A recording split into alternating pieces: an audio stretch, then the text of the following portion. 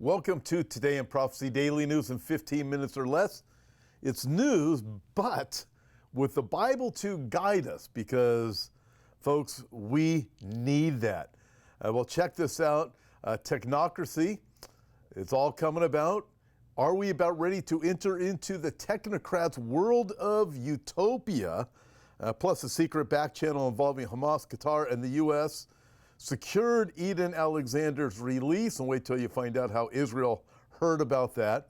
As we mentioned yesterday, U.S. is to lift its sanctions against Syria, as Trump says it's a chance for peace, for the terrorists to prove that they can be peaceful people. And Trump and Netanyahu have a huge rift. Victor Davis Hanson says this might not be repairable, plus a few other things we're going to get to in just a minute. Hey, I want to remind you, if you're in the Seattle area coming up in just a couple of weeks, last weekend here in May, we will be up there at Lake Stevens. It'll be myself, Billy Crone, Eric Barger will be there, Pablo Forsini, Pastor Kerry Green. Check it out at the events page at hopeforourtimes.com, also on the Hope for Our Times app. And we will be in Phoenix, Arizona the weekend after that with Brandon Holthouse, J.B. Hickson, and some of my other good friends. Going to be a great conference there, including Patrick Wood will also be there. And then coming up at the end of June, we'll be in Mexico. Plus, we're going to be in Santa Barbara, and we will be in Texas. Check out everything at the events page. Well, let's start here. Wisconsin judge indicted on charges that she helped immigrant evade agents. The Wisconsin judge arrested last month and accused of helping an undocumented immigrant evade federal agents was indicted by a federal grand jury on Tuesday on charges of concealing a person from arrest and obstruction of proceedings. The indictment of the judge, Hannah C. Dugan of the Milwaukee County Circuit Court, was a routine but significant step in the Justice Department's case against her. The Trump administration has defended the protection as a warning of that no one is above the prosecution, has defended the prosecution as a warning that no one is above the law, while many Democrats, lawyers, and former judges have denounced it as an assault on the judiciary. Folks, we live in very interesting and very exciting times. Let's face it, every few minutes there's more news that's coming, and it makes you wonder what in the world is going on. Personally, I believe it's just the enemy of our souls, sowing as much confusion and deception as possible. We cannot get our eyes off of the Lord Jesus Christ. We've got to have on our Bible prophecy lenses, as Ricky Scapero says, and we can't have them so politically focused or so focused on what our own personal opinions are. We've got to have them focused on what the Bible has to say, because we're living in interesting times, and there's everything that is coming against us set to take us off course. Be encouraged. Check this out. Technocracy, the common good utopia. This was posted on Patrick Wood's website, by the way. Coming up, right after this, I will be hosting a roundtable with Patrick Wood and John Haller, Britt Gillette, Pete Garcia. I believe we have one other guest that's going to be on there. It's going to be a great time. But check this out.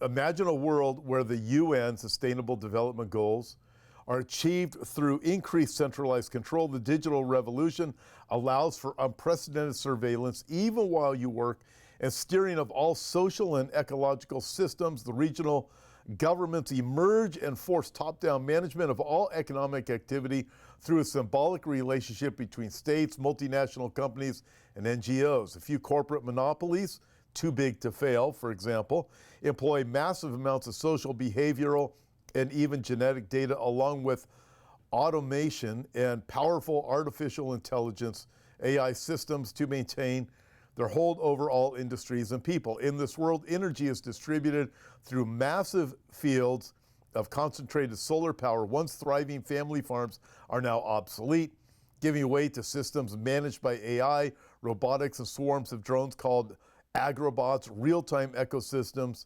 management produces abundant agricultural products without harming the environment. Strong economic performance produces revenue, sustaining centralized government, public services, and welfare systems. And despite the monetary wealth and abundant resources produced, this tightly controlled world comes with significant trade-offs. Individual rights and personal freedoms are sacrificed for the collective interest and the common good of all. Of course, folks, we've been hearing about this for quite some time. We know it's coming. We know that Revelation chapter 13 talks about this system that's going to be here. We know from Revelation 17 and also Daniel chapter 2 and Daniel chapter 7 that there's going to be 10 kings, and they're going to give their power and authority to the beast, who is going to be the top overseer of this controlled system. Everything is going to be centralized, and we can see what's going on right now with technology. It's coming. It's not new to hear about this anymore. We're hearing about it every day, but how soon is it going to be here? Probably a lot sooner than just about everybody thinks. Well, let's shift our attention over to what is going on with Israel right now, because, friends, it is an interesting time and very concerning, too. Closed-door meetings involving Hamas, Qatar, and the U.S. secured Eden Alexander's release, says this report. Listen to this. Israel learned about discussion for Alexander's release through intercepted communications and intelligence, not from the White House directly. A complex process of networking and negotiations led to the release on Monday of the last surviving American hostage in Gaza, Eden Alexander, according to Israeli, Palestinian, and American sources. It began with a Hamas official contacting Bishara Baba, a Palestinian-American businessman and political activist. Several governments and intermediaries reportedly were involved in the steps leading to Alexander's release last April. According to the sources, the Hamas official contacted Baba to influence Middle East envoy Steve Witkoff. There he is again. Steve Witkoff's name keeps on popping up in all these negotiations. Baba served as the mediator in the discussions, transferring over 20 messages, including some from Hamas lead negotiator Khalil al-Hayya. Witkoff convinced Hamas negotiators that releasing Alexander as a goodwill gesture to Trump would be mutually beneficial. Israel learned about discussions for Alexander's release through intercepted communications and intelligence. When Strategic Affairs Minister Ron Dermer visited Washington last week, he was not yet informed of the negotiations to release Alexander. When he raised the subject to Witkoff, the envoy admitted the discussions were underway. You look at this and you start to realize, okay, these backdoor things, secretive. I'm very concerned about what is going on. Is Trump going behind Israel's back? Has Israel lost all confidence in Trump?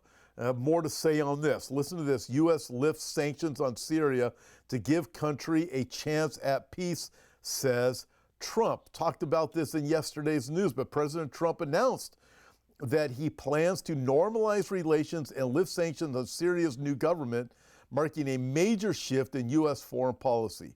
The decision comes amid growing pressure from Gulf allies and despite al-Shara's controversial militant past, including ties to al-Qaeda and during the Iraq War. So we have a known terrorist that's now the leader of Syria, and Trump is eliminating the sanctions against Syria.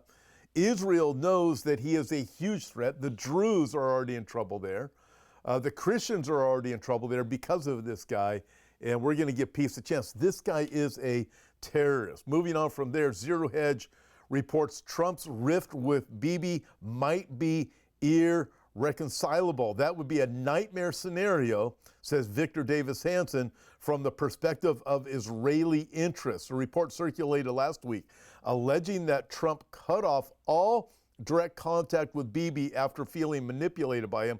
For as sensational as it sounds, the larger context suggests that it might be true. Get this, for starters, there was bad blood between them since late 2020 after Trump reportedly felt betrayed by Bibi, recognizing Biden's electoral victory while Trump was still challenging it in the courts. This is a very personal issue for Trump, seeing as he continues to insist that he won, so it wouldn't be surprising because of revenge or vindictiveness. Trump wants to pay back Bibi because he's upset over that.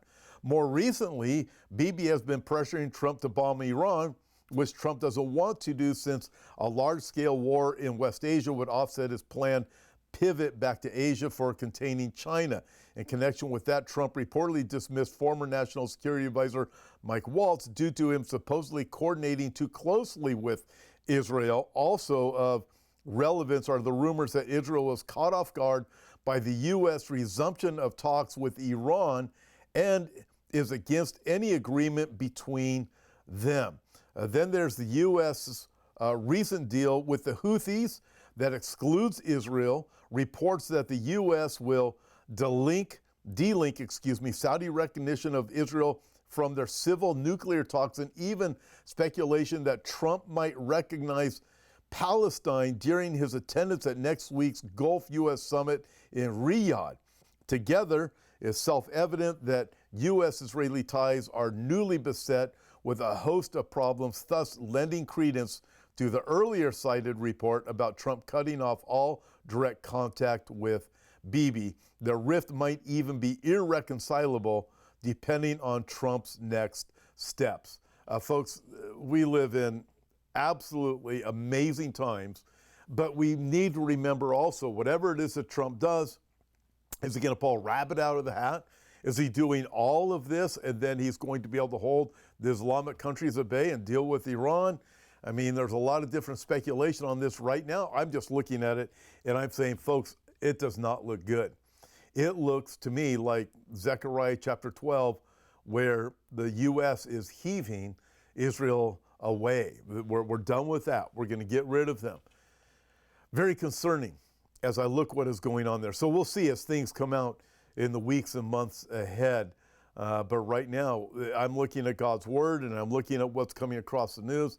I'm going to be honest with you, folks. This does not look good, what's going on between the Trump administration and Israel right now. You have two pro-Israel people that are on his side, Mike Huckabee and Pete Hegseth. Interesting days we live in. Well, check this out. Norwegian hotel emails Israeli tourists, "We have to boycott you." The hotel owner said booking could not be processed pending consultation with his employees, whose union has decided to ban Israeli travelers. As a Jew who has been fighting anti-Semitism for 40 years, I've never experienced something so shocking. It's like traveling back in time 85 years to 1940. A Norwegian Israeli who has lived in Norway for years expressed his shock. You look at this and you go, is Israel boycotting Norway? Is Israel boycotting anybody for that matter? No, they're not. In fact, when you look at Israel itself, you have Muslims who are part of Knesset. You have Muslims that are judges. You have Muslims that are working in society. You have freedoms. Interesting, as the reports about the Gaza war going on, the Palestinian population in Gaza has actually increased. You look at these things and it's rather disturbing because we see anti-Semitism that is increasing. And now hotels in Norway, or this hotel chain apparently says, no Israeli Jews are allowed here. Terrible. And then we have this article at Ynet News. The U.S. appears ready to sell Turkey advanced stealth aircraft, and Israel is worried. They should be. Israel has sent messages to the Trump administration against the sale of F-35 jets to Turkey, fearing that it would harm its military advantage in the region. Jerusalem is troubled by the close ties between Trump and Erdogan and the lack of American restraint on his anti-Semitic attacks. Erdogan hates the nation of Israel. He has made it very clear he wants to take over Jerusalem. He wants to eliminate the Jews from the land. And now we have this deal possibly in the works to sell Turkey these advanced stealth aircraft. Wow. Interesting days that we live in, folks. I'm just looking at the Bible and saying what I see coming right now from the Trump administration isn't good. But we'll see in the weeks ahead. God bless you. See you tomorrow.